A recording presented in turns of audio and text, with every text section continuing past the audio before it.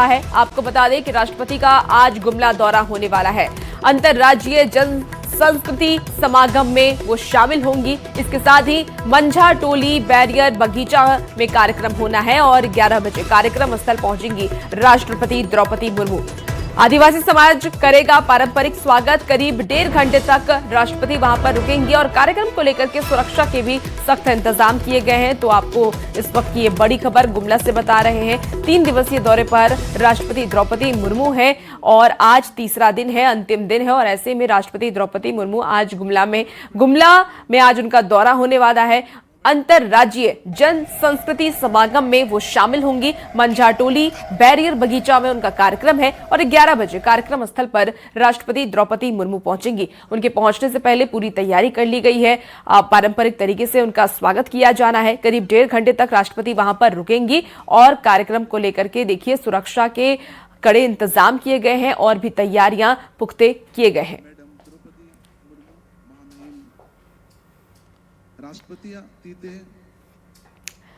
इसी बीच देखिए राज्य से एक बड़ी खबर आ रही है। हेमंत सरकार के नए साल पर सौगात वाली बारिश होगी। दोपहर 1:30 बजे नियुक्ति पत्र वितरण समारोह होने वाला है। जेसीसी सीजीएल में चयनित अभ्यर्थियों को पत्र देंगे सीएम हेमंत सोरेन।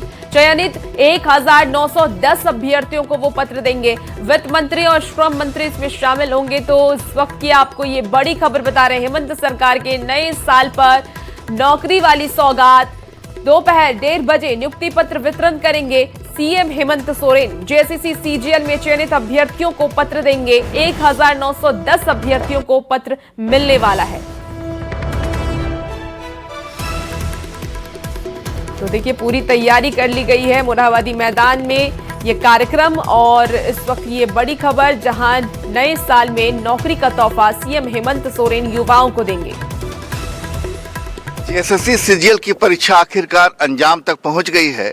मुख्यमंत्री हेमंत सोरेन रांची के मोरहाबादी में आज नियुक्ति पत्र वितरण कार्यक्रम में शामिल होने वाले हैं और जाहिर है कि 1910 अभ्यर्थियों को आज नियुक्ति पत्र दिया जाएगा। यानी किस पद के लिए आपका चयन हुआ, नाम क्या है? मेरा नाम हुआ संजीव कुमार तिवारी। मैं धनबाद का निवासी हूँ।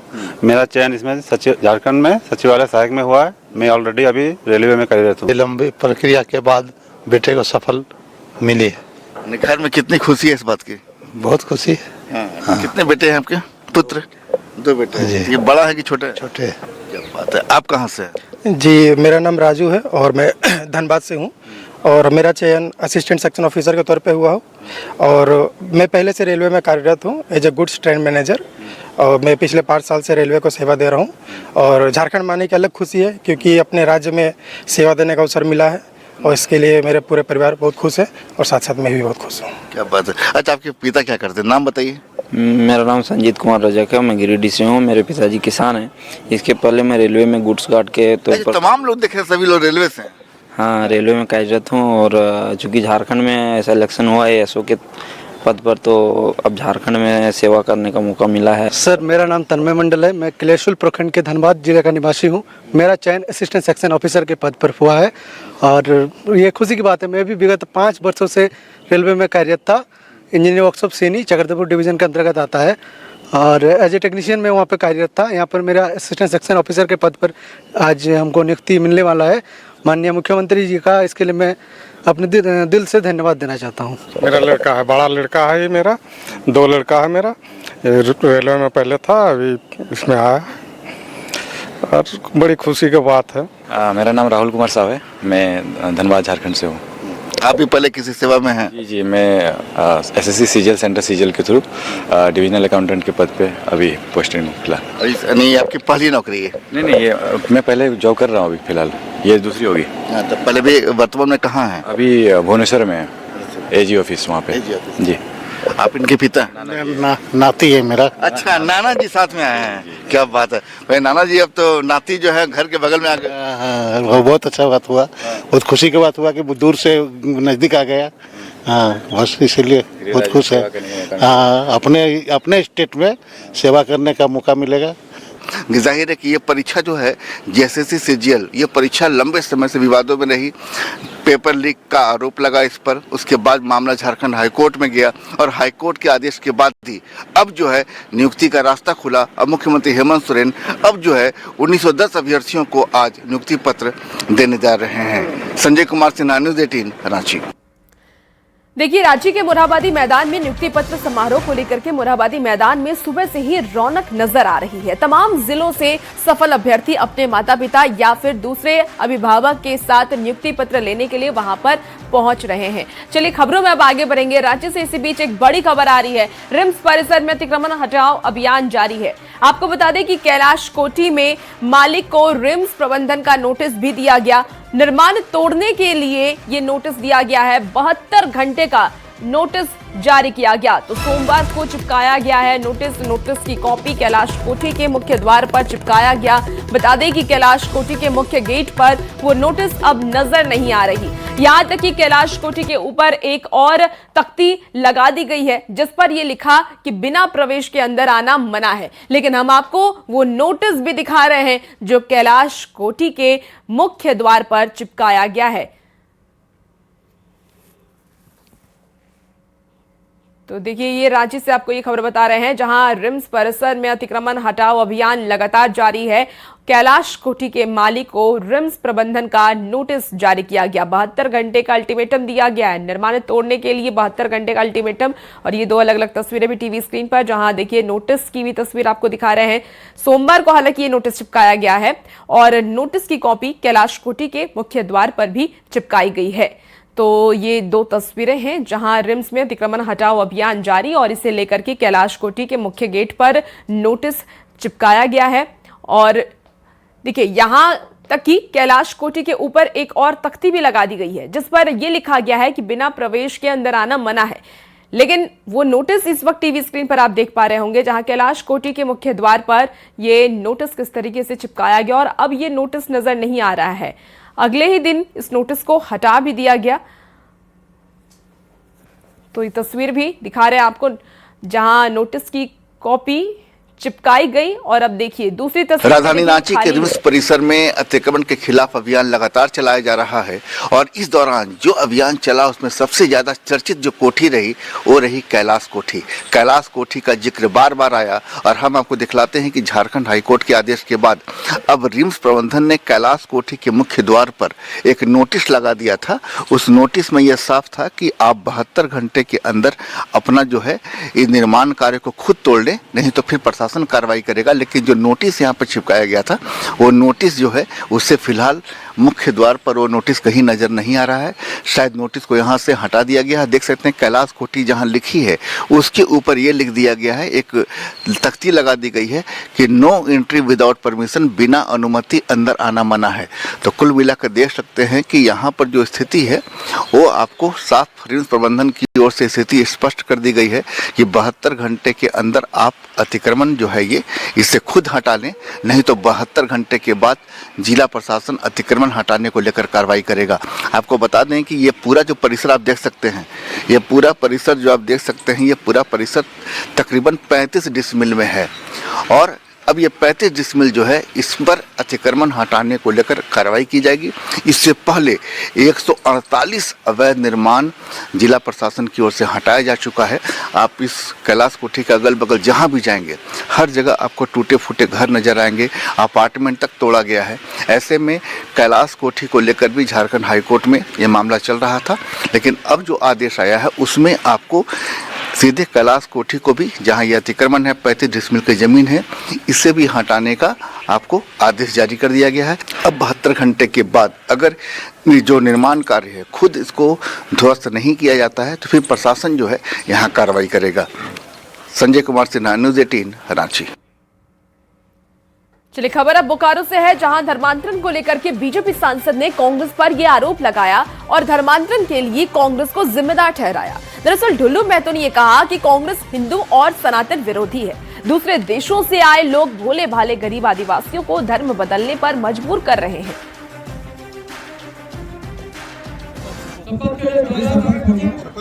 संथाल क्षेत्र में देखिए, पाकुड़ जाइए, आपका गोड्डा जाइए, आपका मीजाम जाइए, जामताड़ा जाइए, उस क्षेत्र में लगातार ये धर्मांतर का ये सिलसिला बढ़ा हुआ है। बहुत जल्द इसको कंट्रोल किया जाएगा और उसे धर्मांतरण करने वाले लोग, जो असामाजिक तत्व के लोग, जो बांग्लादेश से आकर या पाकिस्तान से आकर, जो भी दूसरे स्टेट से आकर इस तरह से कर रहा है, उनको भी भगाया जाएगा। बहुत जल्द समय आपको देखने को मिलेगा। इसी बीच देखिए राज्य से एक और बड़ी खबर, जहां कांके रोड स्थित दुकान में भीषण आग लग गई है। आग लगने की वजह से सारा सामान जलकर के खाक हो गया। शॉर्ट सर्किट की वजह से आग लगने की आशंका जताई जा रही है। लाखों की संपत्ति का नुकसान हुआ है। बड़ी खबर आपको राज्य से बता रहे हैं, जहां कांके रोड स्थित दुकान में आग लगी और आग लगने की वजह से सारा सामान जलकर के खाक हो गया है। ये तस्वीर भी आपको दिखा रहे हैं, जहां शॉर्ट सर्किट की वजह से आग लगने की आशंका जताई जा रही है। लाखों की संपत्ति जल करके खाक हो गई है। फायर ब्रिगेड की टीम को इस बात की जानकारी दी गई और अब आग बुझाई जा रही है। इस वक्त की आपको ये बड़ी खबर बता रहे हैं, तस्वीरें भी दिखा रहे हैं, जहां देखिए किस तरीके से धू कर आग जल रही है। कांके रोड स्थित दुकान में आग लगी है और शॉर्ट सर्किट की वजह से आग लगने की आशंका जताई जा रही है। इसी बीच खबर हजारीबाग से, जहां 2 ट्रक की जोरदार टक्कर हो गई है। आपको बता दें कि ट्रक चालक केबिन में बुरी तरीके से फंसा है। करीब 4 से 5 घंटे के बाद उसे बाहर निकाला गया। कड़ी मशक्कत के बाद चालक का रेस्क्यू किया गया। डॉक्टर ने चालक को धनबाद रेफर किया है। तेज रफ्तार के कारण ये हादसा हुआ। चौपारण थाना क्षेत्र में ये हादसा हुआ। इस वक्त की आपको बड़ी खबर हजारीबाग से दिखा रहे। देखिए भीषण हादसा हो गया। 2 ट्रक की जोरदार टक्कर हो गई और टक्कर होने से ये हादसा हुआ। ट्रक चालक केबिन में बुरी तरीके से फंस गया। 4 से 5 घंटे तक वो ट्रक में ही फंसा रहा, जिसके बाद कड़ी मशक्कत करके उसे वहां से बाहर निकाला गया।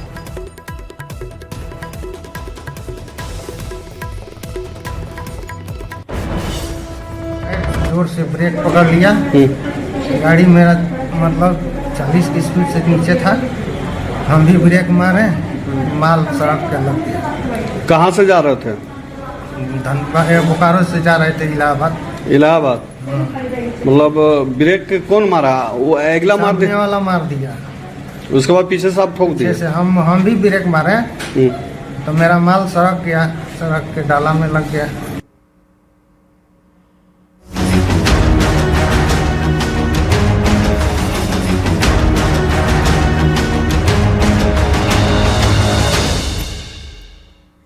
चलिए बात अब मौसम की कर लेते हैं। तो सर्दी का सितम जारी है। राजधानी रांची समेत राज्य भर में इन दिनों कड़ाके की ठंड पड़ रही है और रांची के कांके में आज सुबह न्यूनतम पारा 4.4 डिग्री सेल्सियस दर्ज किया गया। रांची से थोड़ी दूर पर मेस्कुलीगंज में भी पारा 2 डिग्री के करीब रहा। मौसम विभाग के अनुसार आने वाले हफ्ते में न्यूनतम पारा और भी नीचे गिरेगा और लोगों को सावधान रहने की भी जरूरत है। इससे ठंड और बढ़ेगी। राजधानी रांची में बढ़ती ठंड के बीच मॉर्निंग वॉकर्स भी एहतियात बरत रहे हैं और घर से बाहर निकलते समय वो काफी ज्यादा खुद का ख्याल रख रहे हैं। स्वेटर टोपी पहन के ही वो घर से बाहर निकल रहे हैं। राजधानी रांची समेत पूरा झारखंड इसमें शीतलहरी की चपेट में है। राजधानी रांची में कड़ाके की ठंड पड़ रही है। रांची के कांके का न्यूनतम पारा आज सुबह 4.4 डिग्री सेल्सियस दर्ज किया गया। हम इसमें राजधानी रांची के मोराबादी मैदान में है, जो कांके क्षेत्र में ही आता है। लेकिन बता दें कि जो मॉर्निंग वॉकर्स हैं, किस तरीके से देख सकते हैं कि एकदम गर्म कपड़ों के साथ निकल रहे हैं। खासकर जो बुजुर्ग हैं, उन्हें एहतियात बरत कर ही बाहर निकलना पड़ रहा है। बोले सर, कितनी उम्र है आपकी? मेरी 70। तो इस समय जो ठंड पड़ रही है, कितना प्रिकॉशन ले रहे हैं? बस सुबह आते हैं, 3 किलोमीटर घूमते हैं, फिर धूप में खड़ा रहते हैं। 3 किलोमीटर तेजी से चलते हैं क्या? हाँ, जितना साधारण चलते हैं। चलते हैं 3 किलोमीटर चलते हैं या स्टेडियम का एक चक्कर पूरा मारते हैं। जिसका आदत शुरू से बना है उसके लिए जरूरी है। और ओकेजनली यदि आते हैं तो उनको थोड़ा संभाल के चलना चाहिए। हाँ। और क्या। तो कितनी उम्र है सर आपकी? 70। आप भी 70 के, ये भी 70 के। मतलब कि मौसम को चुनौती दे रहे हैं क्या? नहीं, उसी बात नहीं है। विवेक यदि मेरे पास है तो क्यों मौसम को हम चुनौती देंगे? ठंड में कपड़ा पूरा ढका रहता है। 2 घंटा यहाँ, 1 घंटा धूप में सेकते हैं शरीर को और प्रिकॉशन लेके चलते हैं। 2026 के लिए क्या सोच रहे हैं सर? कि मॉर्निंग वॉक कंटिन्यू तो हम लोग का मॉर्निंग वॉक है ही है, परमानेंट करते हैं हम लोग। तो इसलिए वैसी कोई बात नहीं है। ठंडा है लेकिन उतना ठंडा नहीं है, बिहार के तुलनात्मक देखा जाए तो बिल्कुल ही नहीं है। हाँ, बिल्कुल नहीं। देख सकते हैं कि तमाम लोग ये बता रहे हैं कि ठंड काफ़ी ज़्यादा है, लेकिन जैसे जैसे पारा और नीचे जाएगा, घूमना बंद नहीं करेंगे बल्कि समय बढ़ा देंगे, धूप निकलने के बाद आएंगे। संजय कुमार सिन्हा, न्यूज़ 18 रांची। चलिए एक बार फिर से राष्ट्रपति के दौरे की खबर का रुख कर लेते हैं। राज्य से एक खबर सामने आ रही है जहां राष्ट्रपति और सीएम हेमंत सोरेन की मुलाकात हुई है। सीएम के साथ कल्पना सोरेन भी मौजूद हैं और लोक भवन में तीनों की मुलाकात, राष्ट्रपति से शिष्टाचार मुलाकात हुई। बड़ी खबर आपको बता रही है, तस्वीर भी जहां देखिए हेमंत सोरेन राष्ट्रपति द्रौपदी मुर्मू से मिलते हुए नजर आ रहे हैं। उनके साथ उनकी पत्नी और विधायक कल्पना सोरेन भी मौजूद थी।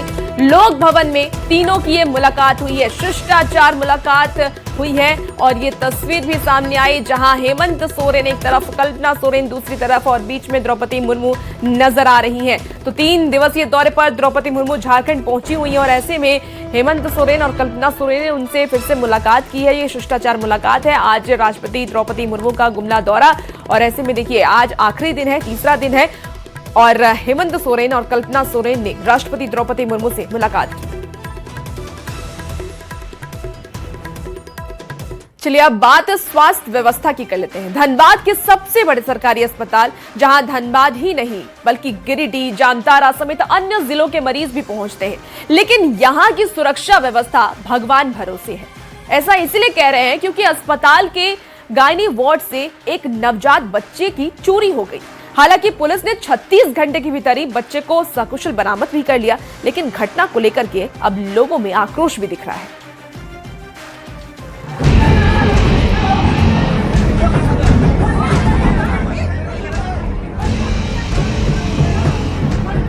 अस्पताल में लोगों की भीड़, परिजनों का रोष। ये तस्वीरें हैं धनबाद के सबसे बड़े सरकारी अस्पताल SNMMCH की, जहां सुरक्षा के दावे धरे रह गए। मासूम को अस्पताल से चुरा लिया गया, जिससे आदिवासी समाज में आक्रोश देखने को मिल रहा है। गुस्साए लोगों ने पारंपरिक हथियार के साथ अस्पताल में जमकर हंगामा काटा, जिससे अफरा तफरी का माहौल बन गया। ये एक एडॉप्शन के लिए हॉस्पिटल का जो स्टाफ था वो मिल करके और इस घटना को अंजाम दिया है। बाकी चारों लोग पकड़ा गए हैं, उससे डिटेल पूछताछ हमारे DSP साहब और सिटी SP साहब। दरअसल 27 दिसंबर को टुंडी थाना क्षेत्र के रहने वाले एक आदिवासी दंपत्ति का नवजात बेटा SNMMCH के वार्ड से रहस्यमय तरीके से गायब हो गया। घटना की जानकारी मिलते ही अस्पताल परिसर में हड़कंप मच गया। हालांकि नवजात बच्चे को पुलिस ने सही सलामत बरामद कर लिया और डॉक्टरों की निगरानी में बच्चे को उसकी मां को सौंप दिया। पुलिस का सहयोग है, सबका सहयोग से मिल गया बच्चा। मेरा बच्चा अच्छा है। वहीं JMM नेता सहित पंचायत के स्थानीय लोगों ने अस्पताल की विधि व्यवस्था पर सवाल उठाते हुए कहा कि अस्पताल की लापरवाही के कारण नवजात की चोरी हुई। और सबसे लापरवाही इस हॉस्पिटल का प्रबंधक का ही है कि यहाँ का विधि व्यवस्था को सही ढंग से नहीं देख रहे हैं। अगर उनकी विधि व्यवस्था अगर सही यहाँ होती तो आज ये दिन देखने को नहीं मिलता।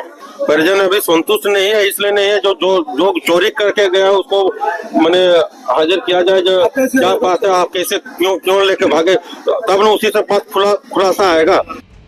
इन तस्वीरों को देखकर सवाल उठता है कि जब बड़े सरकारी अस्पताल में ही मासूम सुरक्षित नहीं तो आम आदमी का भरोसा कहां रहेगा। न्यूज़ 18 के लिए धनबाद से संवाददाता संजय गुप्ता की रिपोर्ट।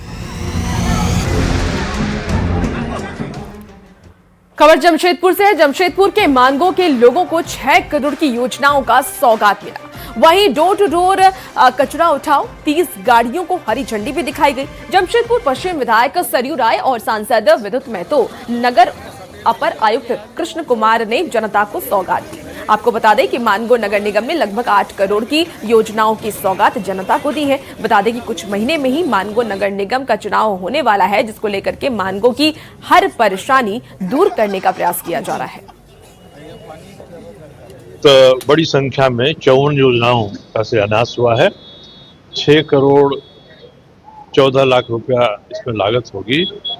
और भी बहुत महत्वाकांक्षी योजनाएं हम लोगों ने राज्य सरकार में भिजवाया है।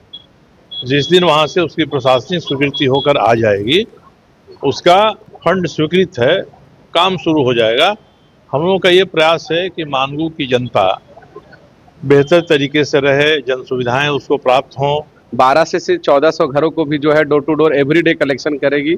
और जो मानगो नगर निगम के लोगों को सुविधा नहीं मिल पा रहा था और जो लोग कचरा बाहर फेंक देते थे, अब उन लोगों को जो है डाटा कलेक्शन करके उनको डोर टू डोर सर्वे किया जा रहा है और उनको मोटिवेट भी किया जा रहा है। फिलहाल वक्त हो चला